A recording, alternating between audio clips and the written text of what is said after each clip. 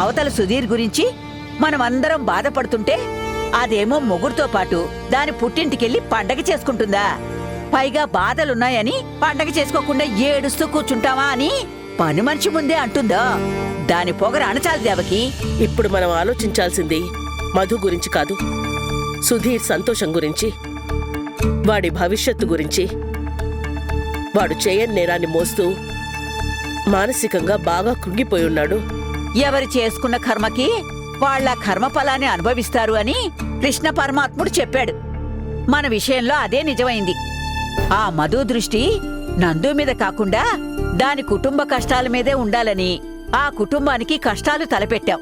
కానీ చివరికిప్పుడు మనం మధు సంగతి తేల్చే పరిస్థితి కూడా లేకుండా సుధీర్ గురించే ఆలోచించాల్సి వస్తుంది. అదే శ్రీకృష్ణుడు ఇంకో మాట కూడా చెప్పాడు. బలహీనపడేది పరిస్థితులే కాని మనం కాదు అని. మౌనంగా ఉన్నంత మాత్రాన మర్చిపోయినట్టు కాదు, వెనకంజలో ఉన్నంత మాత్రాన ఓడిపోయినట్టు కాదు.